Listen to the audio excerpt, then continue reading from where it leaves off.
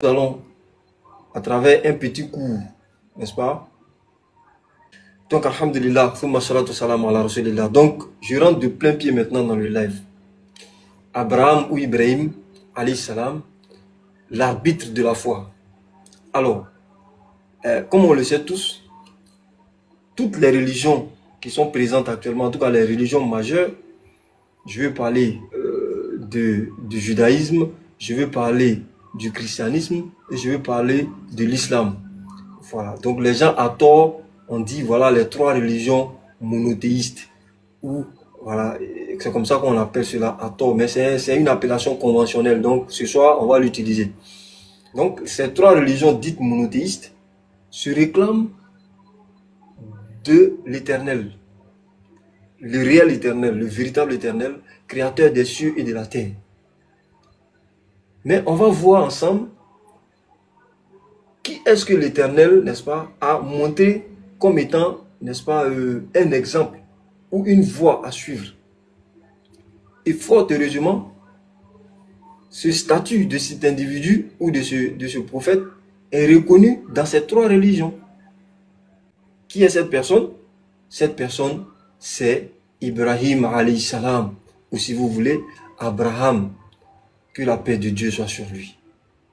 Quand tu vas dans l'Ancien Testament, que les Juifs utilisent, ou que tu sois dans le Nouveau Testament que les chrétiens utilisent, ou encore dans le Coran que les musulmans utilisent, une personne fait l'unanimité.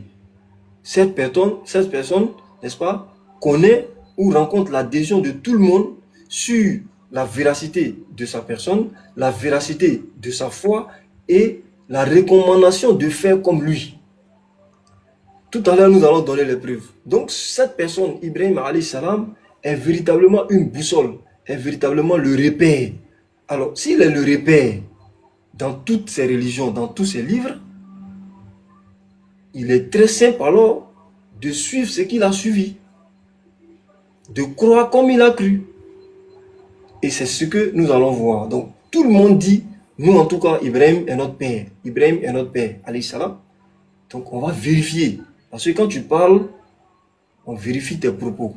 Si tes propos cadrent avec la réalité, à ce moment, tu es véridique. Mais si tes propos ne cadrent pas avec la vérité, tu seras trouvé menteur et tu seras appelé menteur. Ou en tout cas, quelqu'un qui s'est trompé, qui doit se repentir et revenir dans le droit chemin. Alors, on commence par la Bible. On va prendre Genèse 12, le verset 1 à 3. L'Éternel dit à Abraham, quitte ton pays, ta patrie et ta famille, et va dans le pays que je te montrerai. Je ferai de toi une grande nation. Je ferai de toi une grande nation, et tu seras une source de bénédiction. Je bénirai ceux qui te béniront, et je maudirai ceux qui te maudiront, et toutes les familles de la terre, n'est-ce pas, seront bénies en toi. Donc Abraham véritablement est celui-là par qui toutes les familles de la terre seront bénies. Et aujourd'hui, quand on voit, on sait que c'est vrai. Parce que tous ceux qui se réclament de la religion, n'est-ce pas, donnée par l'Éternel, vont citer Abraham. Ils vont citer Abraham. Alors, on continue. Donc, Genèse 12, verset 1 à 3, démontre que les Juifs croient que Abraham est quelqu'un de bien et c'est celui-là par qui l'humanité sera bénie. Donc, quand les Juifs croient, les chrétiens aussi y croient. Parce que c'est un livre sur lequel ils portent leur foi. Donc, l'Ancien Testament. Alors, on a Genèse 17, le verset 4 à 5. Genèse 17, le verset 4 à 5 dit quoi? Voici quelle est mon alliance avec toi. On ne t'appellera plus Abraham, mais ton nom sera Abraham. Car je te rends père d'un grand nombre de nations. Je te ferai beaucoup proliférer. Je ferai de toi des nations et des rois sont issus de toi. J'établirai mon alliance entre toi et moi, ainsi que tes descendants après toi. Au fil des générations, ce sera une alliance perpétuelle en vertu de laquelle je serai ton Dieu et celui de ta descendance après toi. Donc de Genèse 7 au verset 14, on va lire encore. L'Éternel dit ceci. je te donnerai à toi et à tes descendants après toi le pays où tu séjournes en étranger, tout le pays de Canaan, il sera leur propriété pour toujours et je serai leur Dieu. Dieu dit à Abraham, quant à toi, tu garderas mon alliance. Tu garderas mon alliance, c'est un mot-clé. Tu garderas mon alliance. Il faut garder l'alliance de l'Éternel au fil des générations. Voici quelle est mon alliance. Donc il donne son alliance, celle que vous garderez entre moi et vous, ainsi que ta descendance après toi. Tout garçon parmi vous sera circoncis. Ça, c'est une clause. Vous vous circoncirez, il insiste, et ce sera un signe d'alliance entre moi et vous. À l'âge de 8 jours, tout garçon parmi vous sera circoncis, et ce, à chacune de vos générations. Donc c'est quelque chose qui ne doit pas s'arrêter.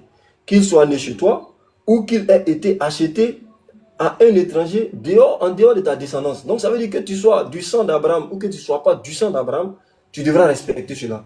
On devra circoncire celui qui est né chez toi et celui que tu as acheté. Mon alliance sera inscrite dans votre chair comme une alliance perpétuelle.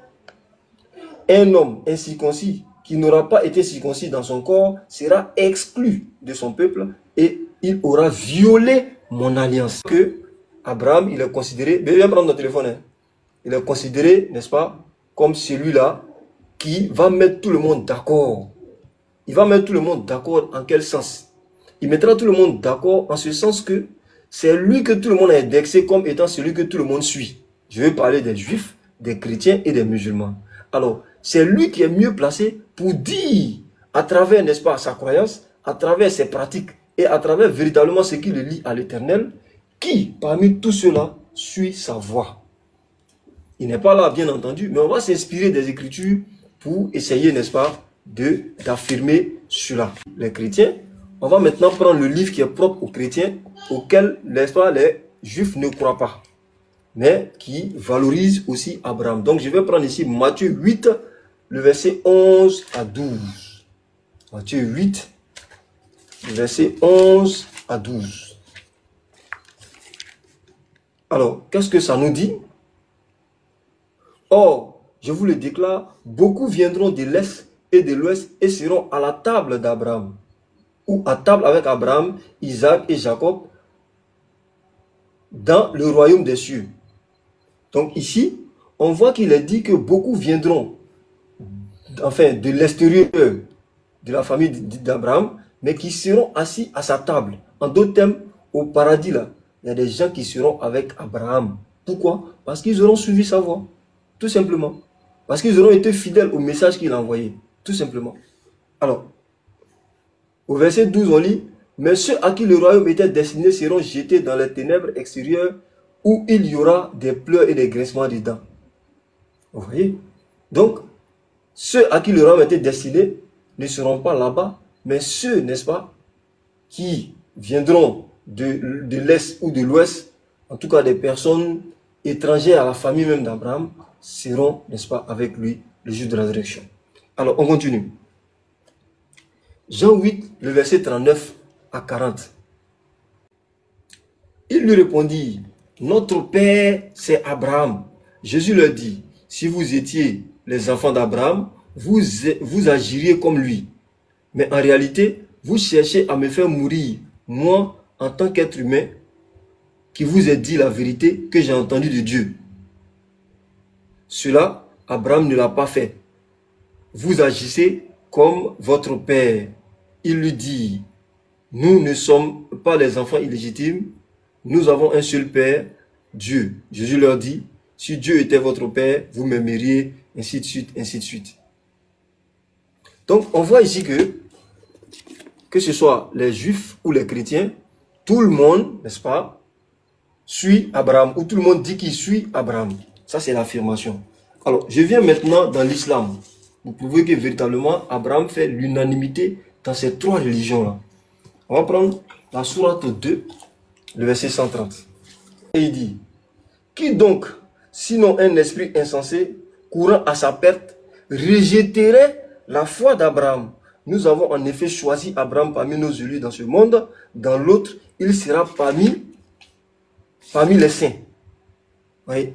Ça, c'est la sourate 2, le verset 130. 131, lorsque son Seigneur lui ordonna de se soumettre à sa volonté, Abraham dit, je me soumets au maître des mondes. Allahu Akbar.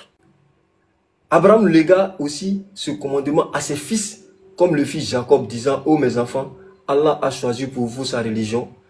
Tenez-y et vous ne mourrez qu'en étant soumis. Donc ici, Abraham a non seulement suivi ce que Allah lui a dit, il l'a pratiqué, mais aussi il a légué à ses descendants. Donc il a enseigné cela à ses descendants. Alors, quel est cet enseignement? Cet enseignement, c'est, n'est-ce pas, de n'adorer qu'un seul Dieu. On va lire la sourate 3, le verset 95.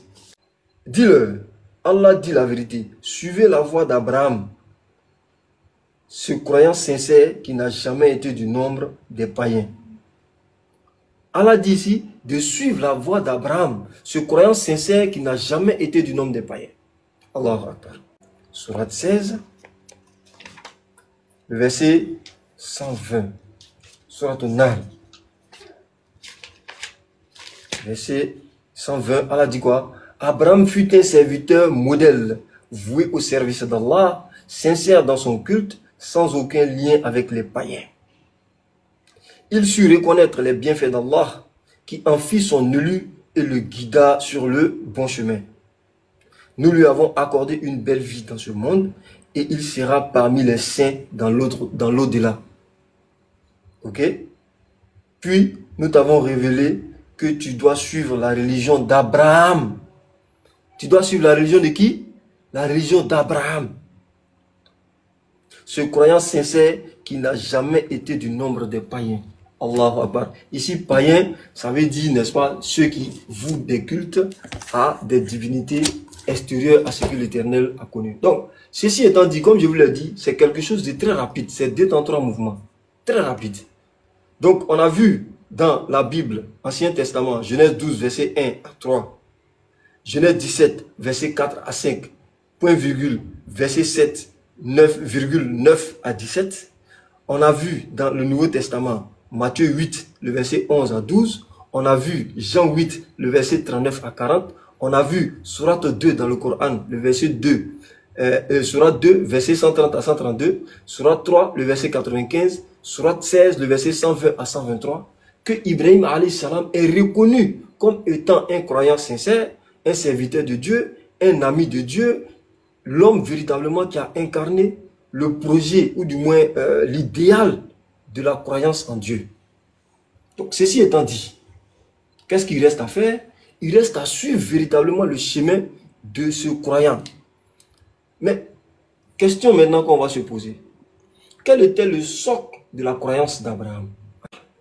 Quel était le soubassement de la croyance d'Ibrahim alayhi salam? Parce qu'en réalité, quand tu ne sais pas te poser les bonnes questions, tu n'auras pas de bonnes réponses. Alors, une des bases d'être orienté ou de trouver une bonne réponse, c'est de savoir poser les bonnes questions. Alors, la question que nous nous posons ici, c'est quelle était la base de la foi d'Ibrahim alayhi salam? La base de sa foi. La base de sa foi, c'était l'unicité. C'était l'unicité. Rendre véridique Dieu. Être fidèle au péril de sa vie à Dieu. Être fidèle à Dieu, quoi qu'il arrive. Et cette fidélité incluait le fait de reconnaître Dieu comme étant l'unique Dieu à adorer. L'unique Dieu à adorer. Cette fidélité incluait cela. Cette fidélité d'Abraham incluait le fait d'obéir aux ordres d'Allah. Souvenez-vous, lorsqu'il lui demande d'égorger son fils, sans même discuter, il dit c'est ton ordre, oui, c'est mon ordre. Ok, il va égorger son fils. Sauf que Dieu l'en a freiné. Alors, va déposer ta famille dans le désert. Dieu, c'est ton ordre? Ok, je vais les déposer dans le désert. Quoi d'autre? Va annoncer le message à des païens qui risquent de te tuer. C'est ton ordre, Dieu? Ok, je vais annoncer. Donc, Abraham était véritablement fidèle et résolu à obéir à son Créateur. Maintenant, ceci étant dit, le décor étant planté, nous allons regarder aujourd'hui les critères sur lesquels on peut se baser pour dire, ok, nous suivons Abraham. Parce que nous tous, nous avons dit que notre religion procédait ou du moins émanait d'Abraham. Ok, maintenant, on regarde maintenant dans les faits. Et nous, c'est notre génération là qui va regarder cela dans les faits. Est-ce que nous suivons véritablement Abraham? Est-ce que nous suivons véritablement Ibrahim, alayhi salam, l'ami de Dieu, le croyant sincère, le défenseur du monothéisme pur? On prend le judaïsme. Aujourd'hui, quelle est la foi des Juifs? Sur le côté de la foi, les Juifs sont restés fidèles à la même foi que Ibrahim alayhi salam. Les Juifs sont restés fidèles à la foi d'Ibrahim, à savoir croire en un Dieu unique, qu'ils appellent Yahweh, qu'ils appellent Adonai, qu'ils appellent Eloah ou Elohim. Ils sont restés fidèles dans le principe, n'est-ce pas, au Dieu d'Abraham. Ceux qui viennent après les Juifs, nous estimons, nous, que Jésus est un Juif. Donc ceux qui l'ont suivi dans l'immédiat, c'était les Juifs. Puis après eux, n'est-ce pas, quand Jésus est parti, ceux qui le suivaient ont été appelés chrétiens. D'autres les ont appelés chrétiens. Et c'était un sobriquet, c'était une injure. Mais cette appellation a fini par faire véritablement foi. Donc ça a fini par devenir leur nom. Et tu as entre-temps les pagano-chrétiens ou des païens qui sont entrés dans le christianisme. On leur demande, les chrétiens, vous adorez quel Dieu? Déjà, il y a débat. Et je tiens dans ma main un livre ici.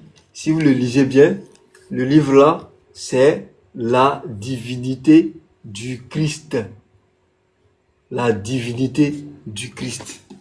C'est-à-dire quand on rentre chez les chrétiens, on s'en sort plus. On parle de théologie. Et quand on rentre dans la théologie, on a le sabellianisme, on a, ça c'est la Trinité, hein. On a le sabellianisme, on a plusieurs autres tendances que j'oublie ici. Toutes ces tendances-là, qu'on appelait la Christologie. Christologie qui veut dire la science qui étudie la personne de Jésus, ses relations avec Dieu, sa divinité, ainsi de suite, ainsi de suite. Donc on s'est rendu compte que quand on est rentré chez les chrétiens, ce que Abraham adorait, ou celui que Abraham adorait, est devenu tantôt trois, il est devenu une personne, il est devenu Dieu le Père, il est devenu un esprit, Saint-Esprit. Donc il y a une confusion sur l'élément clé sur lequel Abraham était basé, à savoir sa foi, la divinité qu'il adore. Chez les chrétiens, c'est pas clair. C'est un gros débat aujourd'hui. Et Inch'Allah, ce sujet encore va faire l'objet d'un autre live. Parce que ce seront des petits enseignements. Alors, quand on vient chez les musulmans, on dit, qui est votre Dieu? Non, on ne passe pas par 4 chemins. On dit, le Coran dit, وَاتَّبِعُ مِلَّةَ إِبْرَاهِيمَ حَنِيفًا وَمَا كَانَ مِنَ الْمُشْرِكِينَ. Allahu Akbar. Il dit, suivez le chemin d'Abraham. N'est-ce pas? Un chemin droit. Abraham n'était point du nom des associateurs. Donc chez les musulmans, c'est clair. Et l'islam dit encore, le Coran dit encore, مَا كَانَ إِبْرَاهِيمَ يَهُودِيًّا وَلَا نَصْرَانِيًّا وَلَكِنْ كَانَ حَنِيفًا مُسْلِمًا. Abraham n'était ni juif ni chrétien, mais il était, n'est-ce pas, musulman. Ah, il n'était ni juif ni chrétien. On va voir ça, puisque le live même, c'est pour ça que c'est on est en train de faire ce live. Toi, le Coran, tu as dit que Abraham n'était ni juif, n'était pas chrétien. Ah, mais pourquoi? Et tu dis qu'il était musulman. Ah, ça va, toi seul, tu as arraché Abraham comme ça. Mais le premier exercice déjà qu'on a dit, à savoir le Dieu que Ibrahim ou Abraham alayhi salam adorait, c'était l'éternel Dieu. Quand on est arrivé chez les Juifs, ils ont tenu. Les Juifs adorent le même Dieu qu'Abraham. Mais quand on est arrivé chez les chrétiens, ils sont tombés. Sur le premier point, ils sont tombés.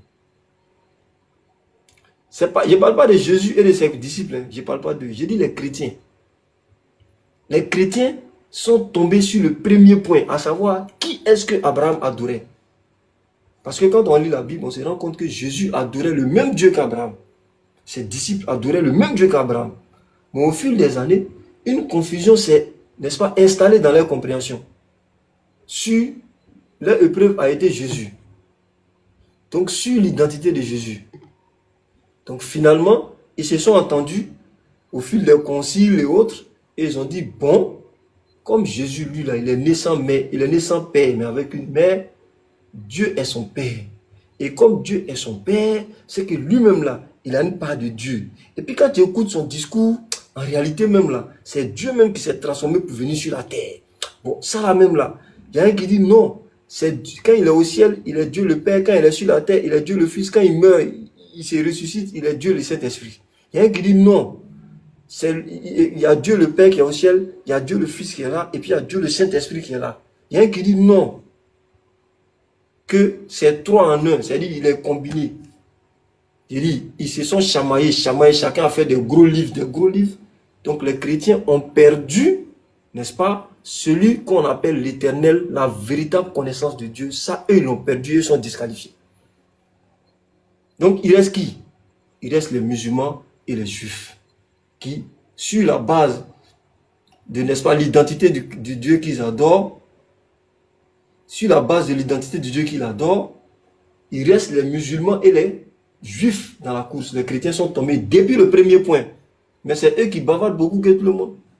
C'est eux qui, ouf, matin, midi, soir, c'est eux qui discutent. Mais sur qui adore le Dieu d'Abraham entre ces trois religions, on a trouvé les juifs et ils adorent le Dieu d'Abraham. En tout cas, c'est son nom qui est dans la bouche. Quand tu les écoutes, le concept, c'est le même Dieu. Mais quand tu vas chez les chrétiens, ils sont tombés. Quand tu viens chez les musulmans, le discours il est clair. On dit suivez, n'est-ce pas, la voie d'Abraham. Adorez le Dieu d'Abraham. Donc, les musulmans et les juifs, les chrétiens sont tombés. Deuxième point, qui, n'est-ce pas, véritablement obéit, n'est-ce pas, à l'ordre de Dieu, comme Abraham a obéi à l'ordre de Dieu. Dieu a envoyé des messagers. Et ces messagers qu'il envoie, le rôle de nous autres qui écoutons, ou vers qui ces messagers sont envoyés, c'est de les écouter, de les suivre, de les accepter, de pratiquer ce qu'ils pratiquent. Alors, on s'est rendu compte que les prophètes sont venus. Les juifs, ils ont accepté d'autres, ils ont refusé d'autres. Les prophètes se succèdent, ils se succèdent. Ça arrive maintenant sur Jésus. Les derniers prophètes, les juifs, les derniers prophètes. Qu'est-ce qu'ils ont fait? Ils ont refusé Jésus. Ils ont refusé Jésus. Donc, comme ils ont refusé Jésus, comme ça, ils sont tombés de façon flagrante et évidente sur la question du refus de Jésus. Sur la question de la prophétie de Jésus, les Juifs ont refusé. Donc, c'est la preuve claire que eux, ils ont désobéi à un moment donné, n'est-ce pas, au niveau de l'ordre d'Allah subhanahu wa ta'ala, ou de l'ordre de l'Éternel. Donc, alors, ici, on se rend compte de quoi? On se rend compte de ce que les Juifs ont refusé le prophète de Dieu, un véritable prophète, le Messie même qu'ils attendaient. Allahu Akbar. Ah, les Juifs, vous avez commencé à adorer véritablement le Dieu comme il se devait. Et puis, ce Dieu-là envoie un autre, il envoie son messager. Vous refusez. À part un petit groupe qui l'a accepté. La majorité l'ont rejeté. Ah, donc les Juifs ont laissé et sont tombés ici. Donc c'est Jésus qui a été la cause de la chute, n'est-ce pas, des Juifs dans la course vers le suivi d'Ibrahim alayhi salam. Donc qui a accepté Jésus? Qui a accepté? Le petit groupe de Juifs et qui? Les musulmans. Les chrétiens vont dire non, non, non, non, non. Nous on a accepté aussi. Hé, hey, toi là, tu nous as éliminé sur divinité, mais on a accepté. Hein. On va dire ok, vous avez accepté Jésus. Mais vous l'avez accepté comment? Vous avez accepté Jésus en tant que qui? On pose cette question aux chrétiens. Ils vont dire non, non, on a accepté Jésus. Si tu n'acceptes pas Jésus chez nous, c'est pas la peine. Vous avez accepté Jésus.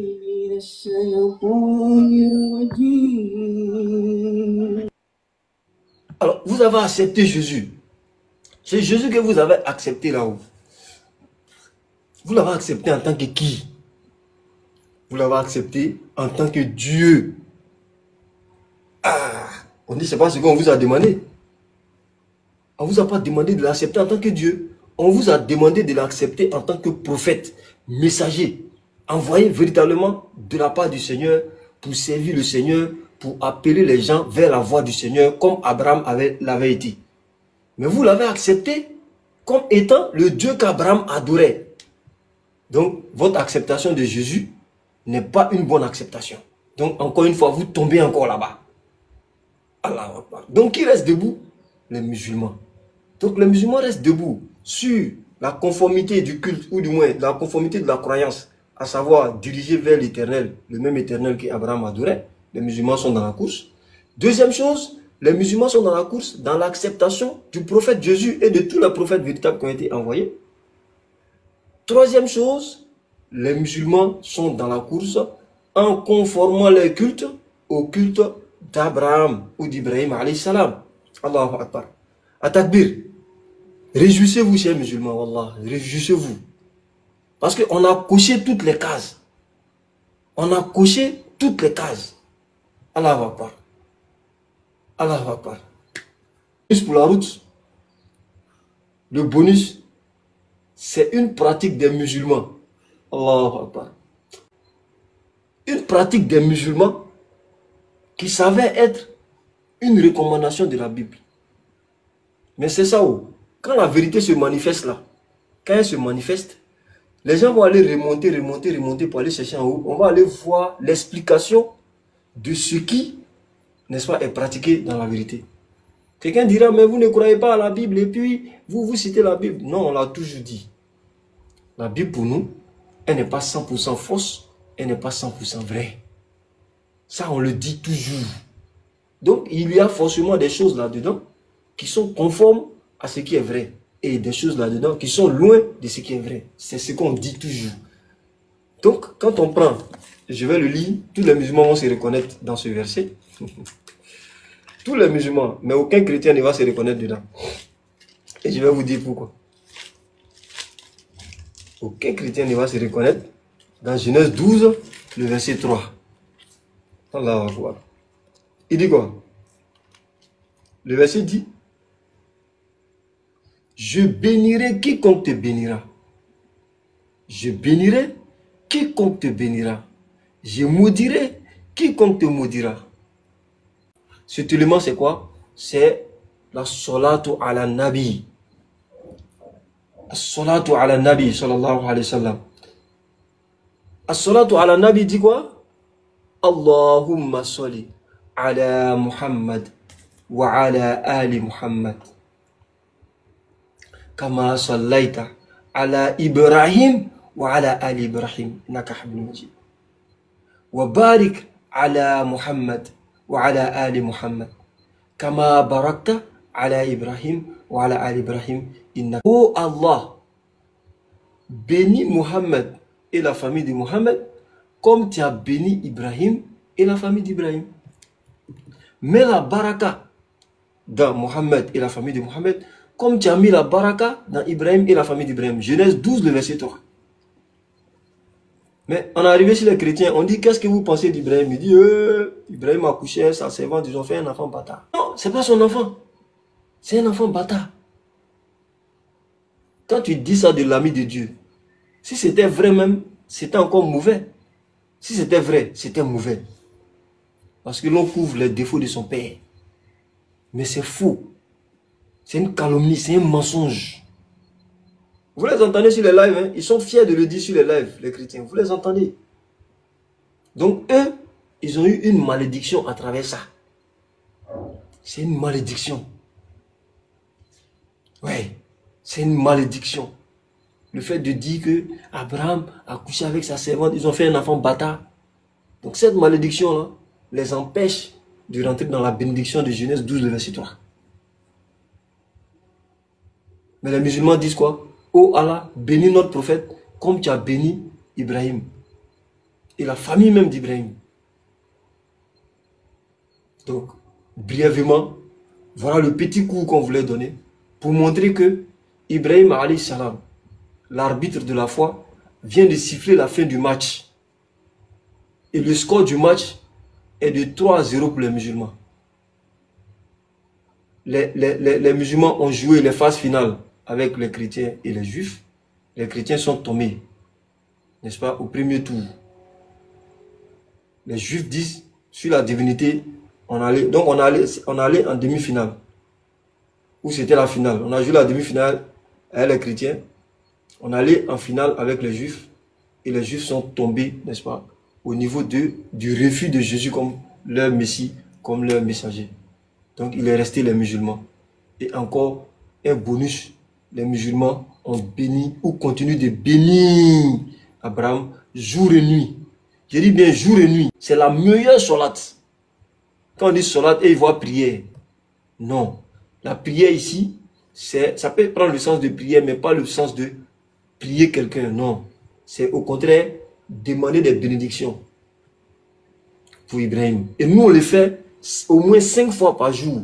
Et le jour de Juma, on dit si tu le fais, c'est-à-dire que c'est le zikr que tu dois faire toute la journée. On a béni Ibrahim, selon Genèse 12, verset 3, nous sommes bénis. Donc j'aimerais m'arrêter là et dire que c'est la fin du match qui a été sifflé. C'était, comme je l'ai dit, c'était véritablement un petit coup sur Abraham et son rapport aux 3 religions qui se réclament de lui. Donc au final, on se rend compte que il n'y a que les musulmans qui peuvent prétendre suivre le chemin d'Abraham. Ni les juifs, encore moins les chrétiens. Les chrétiens même, eux-mêmes, ils ne sont pas dedans même. Ils ne sont pas dedans. C'est-à-dire quand on parle là, ils doivent vraiment dire, ah, nous on n'est pas dedans.